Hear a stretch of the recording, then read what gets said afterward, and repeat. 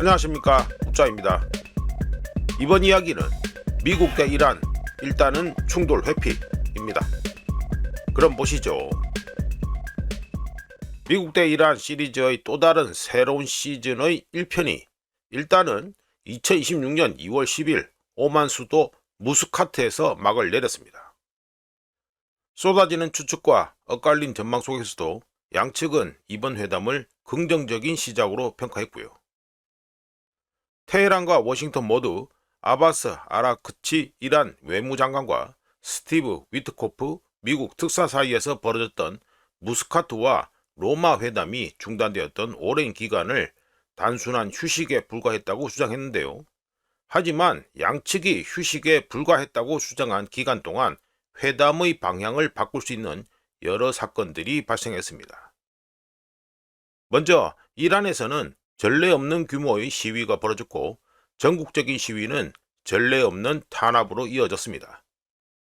그리고 트럼프는 이란 시위를 핑계로 이란 인근 해역에 대규모 함대를 집결시켜 시위대를 지원하기 위한 군사 개입을 명령할 것처럼 연출하기도 했습니다.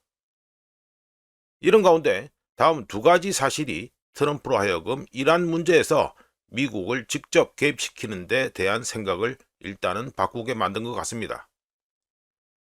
첫 번째 사실은 깨뜨리면 책임져야 한다는 경고로서 이른바 트럼프 방식이 항상 피하려고 했던 것입니다. 트럼프는 첫 임기 때 20년 가까이 막대한 비용을 들였지만 결국에는 실패로 끝난 아프가니스탄 국가 재건 노력에 대한 미국의 개입 종료를 놓고 협상했는데요. 2기 행정부에서는 이라크와 시리아에서의 미군 철수 과정을 시작하면서도 정치적으로는 지원 역할만 수행하고 있습니다. 트럼프는 적에게 피해를 주지 않는 대가로 자신이 원하는 것의 일부라도 확보하는데 항상 열중해 왔는데요. 간단하게 묘사하면 내가 원하는 것을 주면 야구방망이를 든 사람들을 보내 당신의 뼈를 부러뜨리지 않겠다는 메시지가 되겠습니다. 새로운 협상 라운드를 다르게 만들 수 있는 두 번째 사실은 테헤란 지도부 또는 최소한 그중 일부가 이슬람 공화국이 내부와 외부 두 개 전선에서 동시에 싸울 수 없다는 것을 뒤늦게 깨달았다는 점입니다.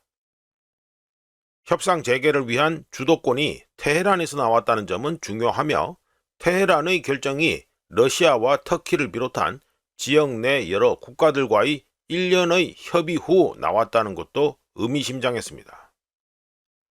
이란의 움직임에 대한 대응으로 미국은 사실상 많이 줄어들었죠. 이란의 대리 세력 지원 문제, 미사일 범위 제한, 기타 지역 문제를 논의 주제에 포함시키라고 요구했습니다.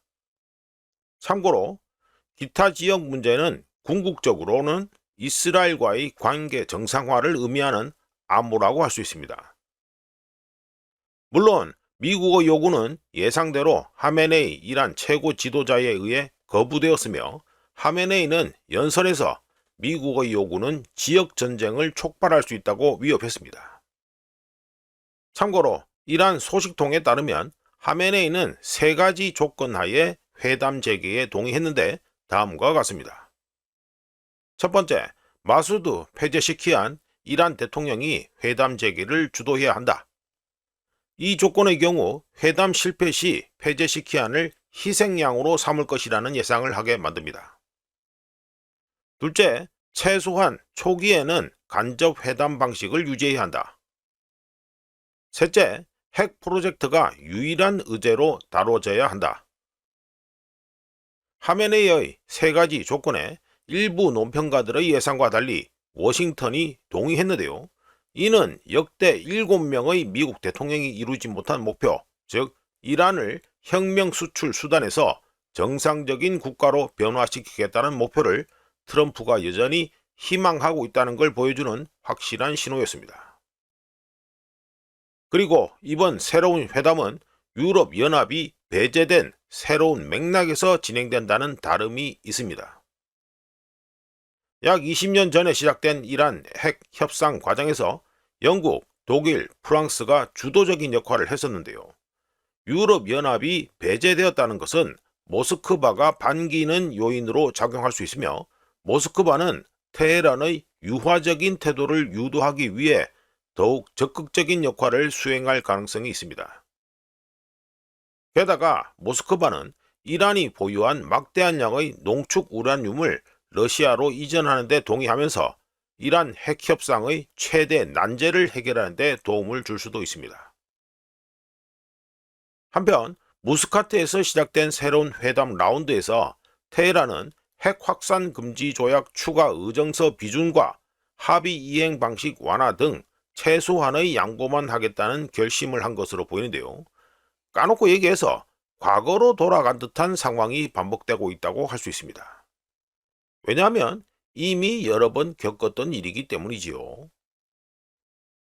2026년 2월 현재 테헤란은 2026년 미국 중간선거에서 트럼프의 기세가 꺾이기를 기다리면서 또다시 시간을 벌고 있을 가능성도 배제할 수 없습니다.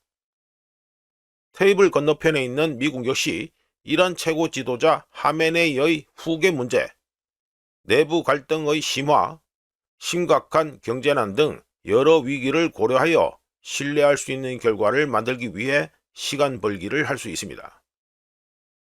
그리고 설령 핵 협정이 웃자든지 성사된다고 하더라도 이른바 이란 문제는 사라지지 않는다는 펀더멘털한 문제가 있습니다. 이란을 계속 지켜본 우짜 관점에서 이란 핵 문제는 이란이 정상적인 국민 국가로서의 목표를 추구하고 지역 및 국제사회의 정상적인 구성원으로 복귀해야 한다는 핵심 문제에서 시선을 돌리게 하는 것이라고 간주되는데요. 트럼프는 이란이 모험주의에서 벗어나도록 다른 경로를 만들 수 있는 세력의 등장 때까지 이슬람 공화국을 계속 관리하는 수단으로서 회담을 사용할 가능성에 배팅하고 있는 것으로 보입니다. 거의 모든 지역 강국과 러시아 그리고 중국까지도 현재 테헤란을 모험주의에서 벗어나도록 유도하는 데 관여하고 있다는 사실은 아직도 공개적으로 협상을 비난하고 암살된 카셈 솔레이마니 장군이 정해놓은 노선을 따라야 한다고 주장하는 이란 정권 내 파벌들을 무력화하는 데 도움이 될 수 있습니다. 참고로 반미 성향을 강하게 보이는 파벌들은 트럼프가 펼치는 항공모함 외교가 19세기 포함 외교의 새로운 형태라고 비판하고 있는데요. 19세기 지도자들과 달리 트럼프는 제국 건설에는 관심이 없다는 것이 있습니다. 왜냐하면 수십 년간의 좌파적 선전에도 불구하고 미국은 제국주의 국가로 형성된 적이 없기 때문입니다. 지난 80년간 또는 제2차 세계대전 이후 미국은 세계 질서의 수호자나 패권국으로 행동한 적은 있어도 공식적으로는 제국을 건설한 적이 없었습니다. 무스카트 회담은 가자 지구에서 그린란드에 이르기까지 트럼프가 시작한 10여 개 정도의 건설 프로젝트 중 하나로 남을 수 있으며 최종 형태는 여전히 불확실합니다. 앞으로 어떻게 될지 지켜봐야 될 것입니다. 이상 미국 대 이란 일단은 충돌 회피 이야기였습니다.